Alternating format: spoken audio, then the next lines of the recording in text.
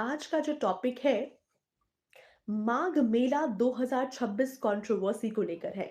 साथ ही साथ आपको बता दूं कि शंकराचार्य अविमुक्तेश्वर आनंद वर्सेस योगी सरकार सच क्या है, इस पर बातें करेंगे, इसकी सच्चाई जानेंगे।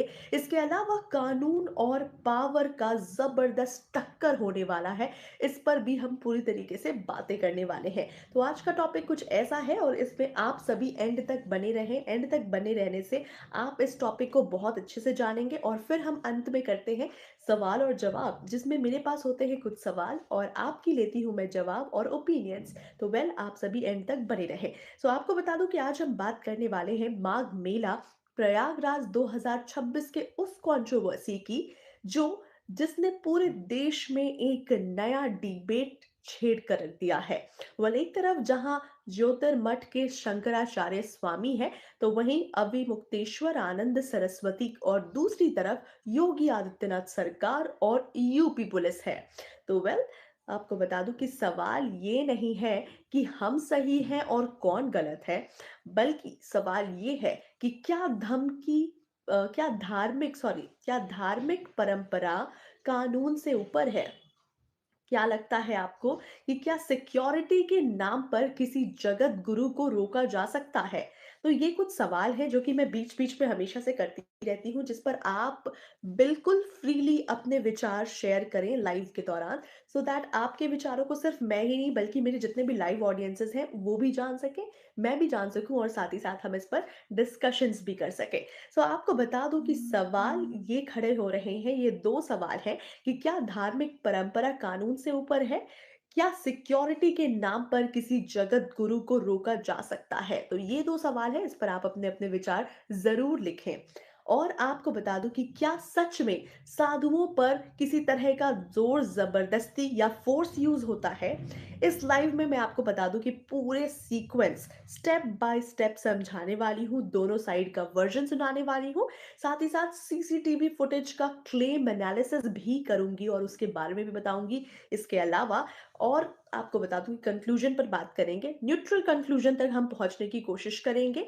तो आप सभी लाइव में एंड तक बने रहें। साथ ही साथ आप किस बातों से एग्री करते हैं, किस बातों से डिसएग्री करते हैं, हमारे लाइव में आप ये लिख सकते हैं। और आपको बता दूँ कि हमारा जो फैक्ट्स जो मैं आपके सामने रख रही हूँ, वो पूरी तरीके से लॉजिक पर बेस्ड है। तो ऐसे में मैं आपके सामने ये इस पूरी टॉपिक को ब्रीफली डिस्कस करने वाली हूँ। तो आप सभी एंड तक बने रहें, तब तक आपके कुछ कमेंट्स भी ज़रूर ध्यान में रख लेते हैं। आप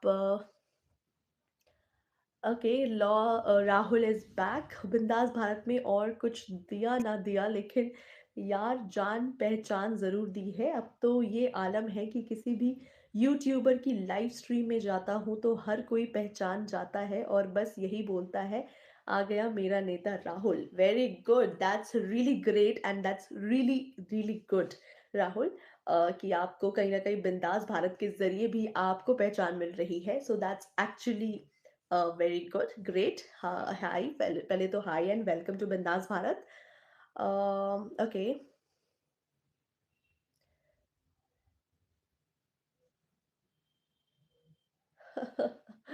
ग्रेट। पूछना चाहिए कि धार्मिक परंपरा कानून से ऊपर है। ओके लवली बॉय, एक्चुअली इस लाइव में मेरे जितने भी लाइव ऑडियंसेस हैं ना, मैं उन सबसे एक्चुअली ये डिस्कस भी करती हूँ और उनके ओपिनियन जानने की कोशिश करती हूँ, तो बेशक आप अपने ओपिनियन इस पर ज़रूर रख सकते हैं। हेलो, हेलो राहुल चंद, वेलकम, वेलकम। शा वरना यहाँ शरिया होता है, ओके। तो चलिए अब जल्दी से टॉपिक को शुरू करते हैं। आपको बता दूं कि सबसे पहले ये समझना बहुत ही ज़्यादा ज़रूरी है कि शंकराचार्य अविमुक्तेश्वर आनंद कोई आम साधु बिल्कुल भी नहीं है। वो ज्योतिर्मठ यानी कि जोशी मठ के 46th यानी कि 46वें जगत गुरु शंकराचार्य है। 2022 में स्वामी स्वरूपानंद सरस्वती के बाद पीठ पर बैठे थे। ज्योतिर्मठ आदि शंकराचार्य द्वारा स्थापित 4 महापीठों में से एक महापीठ है ये। आपको पर्सनल बैकग्राउंड की बात करूं तो आपको बता दूं कि जन्म उनका 1969 प्रतापगढ़ यूपी में हुआ है। वहीं उनका नाम जो है उमा शंकर पांडे था। पिताजी का नाम पंडित राम सुमेर पांडे। 9 साल की उम्र में घर छोड़ दिया था उन्होंने और गुजरात चले गए थे। स्वामी करपत्री कर परंपरा से वो जुड़े हुए थे। बाद में स्वामी स्वरूपानंद से उन्होंने दीक्षा ले लिया। वहीं अगर बात करें नेचर और उनकी इमेज की, तो बहुत ही ज्यादा आउटस्पोकन है। साथ ही साथ सरकार के खिलाफ बोलने से वो कभी भी नहीं डरते हैं। इसके अलावा 2013 कुंभ स्टैम्पीड के लिए भी योगी आदित्यनाथ को उन्होंने पूरी तरीके से जिम्मेदार बताया था। इसी वजह से उनका इमेज एक सिस्टम से टकराने वाले शंकराचार्य जैसा हमेशा से रहा है।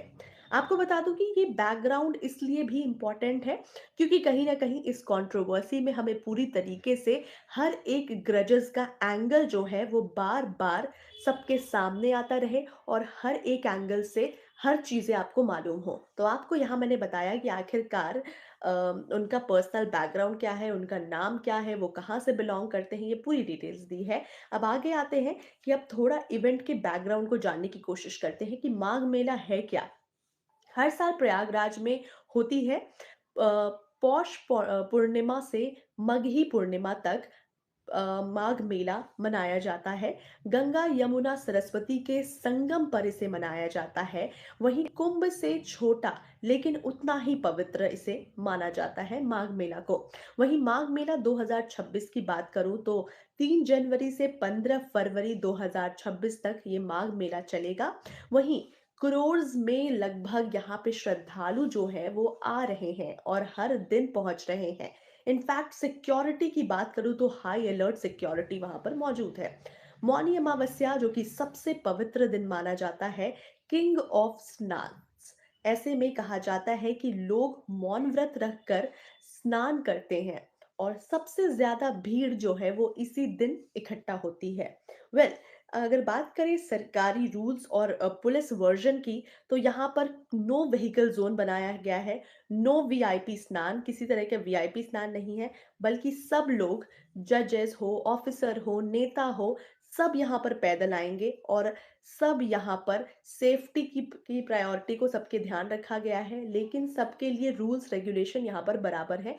यहाँ किसी तरीके की व्हीकल जोन मतलब व्हीकल एंट्री नहीं है। इनफैक्ट वीआईपी का कोई स्नान ऐसा सिस्टम अभी नहीं बनाया गया है। तो बहुत ही शानदार तरीके से सिक्योरिटी भी मैनेज की जा रही है। यहीं से आपको बता दूं कि टकराव जो है यहाँ पर शुरू होता है परंपरा वर्सेस प्रोटोकॉल का। तो वेल, आपको मैंने बताया कि फिलहाल जो माघ मेला लगा है उसमें किसी तरीके के वीआईपी स्नान नहीं है, नो व्हीकल रूल्स, ये सारी चीजें लागू है, लेकिन सिक्योरिटी काफी तगड़ी है। लेकिन इसी बात पर आखिरकार प्रोटोकॉल वर्सेस परंपरा पर कैसे छिड़ी है जंग, यहाँ से मैं आपको बताने वाली हूँ।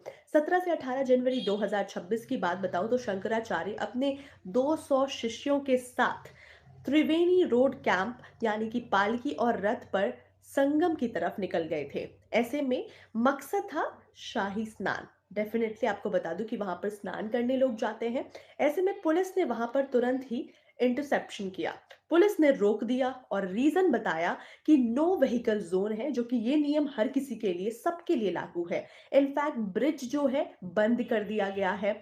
भीड़ का जो प्रेशर है वो बहुत ही ज्यादा था और परमिशन जो है वो नहीं मिली। तनाव का माहौल शुरू हुआ। पुलिस जो है वहां पर साफ तौर पर बोल रही थी कि आप लोगों को पैदल चलना होगा, पैदल चलिए। वहीं शिष्य जो है वो पालकी परंपरा लेकर आ गए। आर्ग्यूमेंट यहाँ पर बढ़ता हुआ नजर आ गया। धक्का मुक्की बहुत ही बुरी तरीके से शुरू हो गई। ऐसे में एलिगेशंस की बात करूं तो शिष्यों का कहना है कि धक्का दिया गया है उन्हें, इनफैक्ट थप्पड़ भी मारे गए हैं और एक साधु को तो आपको बता दूं कि आउटपोस्ट में मारा गया है। तो इस तरीके के इल्जाम जो है वो निकलकर, एलिगेशंस जो हैं वो पुलिस वालों के खिलाफ निकल कर आ रहे थे इन शिष्यों की तरफ से। बात की जाए अगर पुलिस का क्या कहना है, तो पुलिस ने साफ तौर पर कह दिया है कि बैरिकेड को तोड़ने की कोशिश की गई।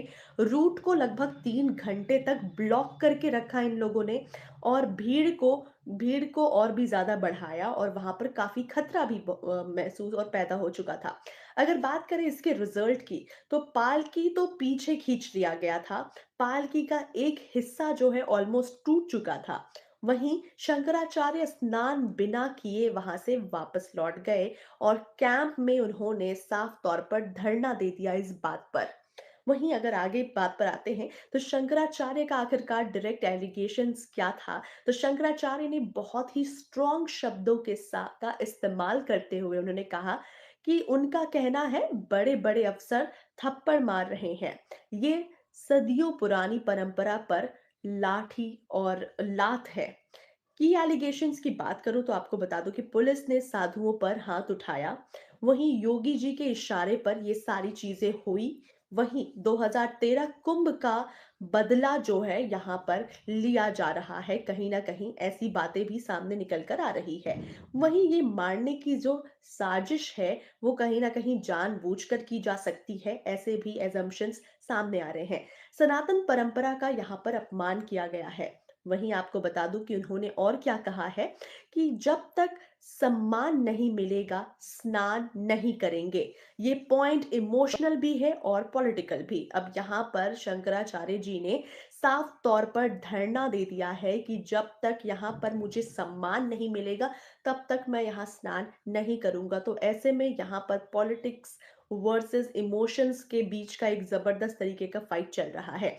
वहीं इस पर आपको बता दूं कि अब दूसरे साइड जो है वो सुनना उतना ही ज़्यादा ज़रूरी है कि आखिर दूसरे पक्ष का क्या हाल है।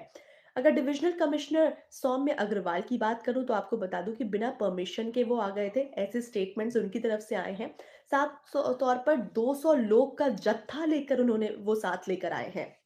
ये पुलिस के एलिगेशंस हैं शंकराचार्य जी को लेकर। ऐसे में मौनी अमावस्या पर वीआईपी मूवमेंट ऑलरेडी बंद है, अलाउड नहीं है। भीड़ की सेफ्टी सबसे ज्यादा प्रायोरिटी है। तो पुलिस ने साफ तौर पर यह कह दिया था कि मेरे लिए तो रूल सबके लिए बराबर है और मेरे लिए सेफ्टी और सिक्योरिटी ज्यादा मायने रखती है। यही वजह है कि पुलिस ने उनके इतने बड़े जत्था को रोका है, व्हीकल्स रोक दिए और उन्हें आगे नहीं बढ़ने दिया। वहीं प्रयागराज डीएम मनीष कुमार वर्मा ने कहा है कि पालकी के लिए परमिशन बिल्कुल भी नहीं थी, क्योंकि वो भक्त जो है वो शंकराचार्य की पालकी लेकर जा रहे थे आगे, उतने में ही पालकी जो है वो टूट जाती है, आधी हो जाती है, जिसकी वजह से ये पूरा बवाल शुरू होता है। ऐसे में उन्होंने साफ तौर पर यह भी कहा है कि सबके लिए रूल्स जो है वो बराबर है, समान है। पुलिस कमिश्नर जोगेंद्र कुमार की बताऊं बात तो उन्होंने ये भी कहा है कि नो लाठीचार्ज, नो स्टिक्स, सिर्फ और सिर्फ क्राउड कंट्रोल। सीसीटीवी में बैरिकेड को तोड़ने की कोशिश हुई थी, उनके शिष्य ने बैरिकेड को तोड़ने की कोशिश की थी, जिसके बाद पुलिस ने एक्शन लिया है। उस हिसाब से उन्होंने कोई हथियार यूज नहीं किए हैं, कोई स्टिक्स नहीं यूज किया है। वहीं पुलिस का कहना है कि अगर एक को अलाउ करते हैं तो पूरा सिस्टम जो है वो कोलैप्स हो जाएगा। जाहिर सी बात है, अगर इस तरह की भीड़ को मैनेज करना बहुत मुश्किल होता है। ऐसी भीड़ में अगर किसी एक व्यक्ति को अलाउ कर दिया जाए तो बाकी भीड़ तो उस पर लड़ पड़ेगी कि आखिरकार एक को कैसे अलाउ कर दिया। तो यही वजह थी कि पुलिस ने शंकराचार्य और उनके शिष्यों को अलाउ नहीं किया आगे बढ़ने से, वो भी अपनी पालकी में। इसी बात पर यहाँ पर आपको बता दूं कि वो धरना पे बैठ गए हैं और ऐसे में ये कमेंट्स और ये स्टेटमेंट्स पुलिस के सामने से आ रहे हैं। वहीं पुलिस का सबसे बड़ा सहारा है सीसीटीवी फुटेज। तो वैसे में फुटेज में क्या दिख रहा है आपको बता दूं कि 9 बजे सुबह की बात है ये फुटेज में साफ तौर पर ये वीडियोस पूरी तरीके से मौजूद है कि 9 बजे सुबह 200 लोग जो है वो पालकी के साथ आ रहे हैं। वहीं नो व्हीकल जोन में एंट्री कर रहे हैं, बैरिकेड को तोड़ने की कोशिश कर रहे हैं, पुलिस से धक्का मुक्की कर रहे हैं, जबरदस्ती वहां पर घुसने की कोशिश कर रहे हैं। बच्चों को आपको बता दूं कि आगे खड़ा करके वो इस तरीके की हरकत कर रहे हैं, जो कि साफ तौर पर सीसीटीवी फुटेज में दिख रहा है। पुलिस का क्या कहना है इस पर? तो ये प्रूफ नहीं है, ये प्रूफ है कि डिस्ट्रप्शन शिष्यों ने किया है। ये साफ तौर पर प्रूफ दिखाया जा रहा है सीसीटीवी के जरिए कि पुलिस वालों ने कुछ नहीं शुरू किया था, बल्कि उनके शिष्यों की तरफ से ये इस तरह की हरकतें की गई। पुलिस ने तो सिर्फ और सिर्फ उन्हें रोकने की कोशिश की थी, पब्लिक रिलीज नहीं, पर इंक्वायरी में यूज। शंकराचार्य का इस पर रिस्पॉन्स आपको बता दूं कि फुटेज इनकम्प्लीट है, जो कि शंकराचार्य जी कह रहे हैं कि फुटेज जो है वो पूरी तरीके से अधूरी है, मैन हैंडलिंग सीसीटीवी में नहीं दिखाई गई है। उन्होंने ये भी कहा है कि जो मारपीट उनके शिष्यों के साथ हुई है, वो इसमें नहीं दिखाया जा रहा है। वहीं सेलेक्टिव विजुअल्स सीसीटीवी फुटेज के ज़रिए सामने दिखाया जा रहा है। यहीं पर सच और परसेप्शन का एक बहुत बड़ा गैप जो है, वो बन जाता है। शंकराचार्य के स्टेटमेंट्स कुछ कहते हैं, लेकिन यहाँ सीसीटीवी फुटेज कुछ और कहता है और पुलिस के स्टेटमेंट भी कुछ और हैं। तो यहाँ से ये सारे कन्फ्यूजन्स क्रिएट होते हैं। अब आपको बता दूँ कि अब थोड़ा इमोशन साइड में रखकर सोचें कि अगर ये सच हो सकता है, तो क्राउड कंट्रोल के दौरान आखिरकार पुश और पुल हुआ, तो आखिरकार हुआ कैसे? वहीं पुलिस ने इंटेंशन से ना मारा हो, पर रफ हैंडलिंग हुई हो। वहीं शंकराचार्य को परंपरा का हक आखिरकार क्यों लगता हो? वहीं पुलिस के लिए सेफ्टी कॉम्प्रोमाइज़ इम्पॉसिबल कैसे है? सबसे बड़ी गलती कहाँ है, ये भी मैं आपको बता दूँ कि कोऑर्डिनेशन फेलियर यहाँ पर सबसे बड़ी गलती है। अगर हाई प्रोफाइल रिलीजियस लीडर के लिए स्पेशल प्रोटोकॉल यहाँ पर क्लियर नहीं था, तो आखिरकार ego clash, authority versus tradition, ये सब तो बहुत ही आम बात थी। क्योंकि ऐसे में देखा जाए तो ये रूल्स वो चेंज नहीं कर सकते थे। पुलिस ने साफ तौर पर कह दिया, वेदर कोई वीआईपी हो या आम आदमी, हर किसी के लिए रूल जो है वो बिल्कुल बराबर है। इनफैक्ट आपको बता दूं कि यहाँ पर पूरी तरीके से देखा जाए तो ये मैटर ईगो का मामला है। यहाँ पर ईगो एक दूसरे की हर्ट हो रही है और वहीं से ईगो क्लैश हो रहा है। पॉलिटिकल एंगल से अगर इस बात को देखा जाए तो अपोजिशन ने तुरंत इशू उठाया। अखिलेश यादव, आपकी, संजय सिंह ने और कांग्रेस ने इनफैक्ट नैरेटिव स्टेटमेंट्स जो दिए हैं कि हिंदुत्व की सरकार में साधु सेफ नहीं है। सोशल मीडिया पर लगातार सवाल खड़े हो रहे हैं। कुछ बाबा जो हैं वो वहाँ, आपको बता दूं कि हेलीकॉप्टर से क्यों, इस पर सवाल कर रहे हैं। वहीं कुछ पैदल क्यों, मतलब इस तरह के नैरेटिव स्टेटमेंट जो हैं वो सोशल मीडिया पर काफी वायरल हो रही कि कुछ बाबा हेलीकॉप्टर पर क्यों, तो कुछ बाबा पैदल क्यों। तो इस बात पर लगातार कंट्रोवर्सी फिलहाल सोशल मीडिया पर काफी ज्यादा वायरल हो रही है। लोग इस पर तरह तरह की बातें कर रहे हैं। दोस्तों, अगर आपको बता दूं कि ये मामला सिर्फ और सिर्फ साधु वर्सेस पुलिस का तो बिल्कुल भी नहीं है, बल्कि ये मामला पूरी तरीके से परंपरा और कानून के बीच में बैलेंस का एक बहुत बड़ा लाइव एग्जाम्पल आपको सामने देखने को मिला है। इनफैक्ट पावर और पेशेंस का भी लाइव एग्जाम्पल है और साथ ही साथ कम्युनिकेशन की भी बहुत बड़ी कमी इसमें नजर आ रही है। ना शंकराचार्य पूरी तरह गलत है और ना ही पुलिस पार्ट पूरी तरीके से निर्दोष है। देखा जाए तो दोनों तरफ से बराबरी की गलती मानी जा रही है। अब सवाल आप सबसे ये है कि अगर आप वहां होते तो आखिरकार किस साइड खड़े होते? आप किसका पक्ष लेते? शंकराचार्य का या फिर पुलिस ऑफिसर्स का? आप अपने अपने कमेंट्स ज़रूर लिखकर हमें बताएँ। आप बताएँ कि आप किसका साइड देते? परंपरा का या प्रोटोकॉल का? मतलब परंपरा का आप साइड ले रहे होते, यानी कि शंकराचार्य जी का, या फिर प्रोटोकॉल यानी कि पुलिस ऑफिसर्स का? अपने-अपने ओपिनियंस, अपने रिव्यूज़ ज़रूर बताएँ।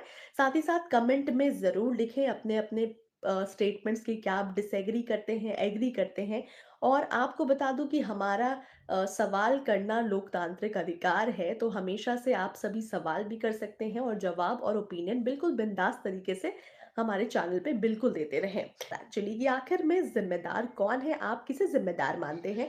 तो आपको बता दूँ कि पूरा सिस्टम एक्चुअली देखा जाए तो ज़िम्मेदार है। जहाँ पर कम्युनिकेशन, ट्रस्ट और क्लैरिटी जो है पूरी तरीके से फेल होती हुई नज़र आई। अगर पूरी तरीके से कम्युनिकेटेड रहता, रूल्स हर किसी को पता होती, साथ ही साथ धर्मगुरु जो आ रहे हैं उनके बारे में पूरा सब चीज़ें क्लियर होती, वो 200 शिष्यों के साथ आ रहे हैं, इस तरह की कोई कन्फ्यूजन नहीं होता, ना कोई मिसकन्फ्यूजन होता, तो everything would have been clear. तो ऐसे में यहाँ पर पूरी तरीके से सिस्टम की फेलियर नज़र आ रही है और पूरी तरीके से सिस्टम ही ज़िम्मेदार है। सो वेल गाइस, आप क्या अरे बिंदास भारत की तरफ से और भी ऐसे मुद्दों के लिए जुड़ने के लिए, खास तौर पर मुझसे जुड़ने के लिए बिंदास भारत को ज़रूर सब्सक्राइब करें। तब तक के लिए फिलहाल मिलते हैं नेक्स्ट लाइव में। आप सभी बिंदास रहें और अपनी होस्ट और दोस्त नगदा को फिलहाल कहें बाय, क्योंकि मिलते हैं नेक्स्ट लाइव में।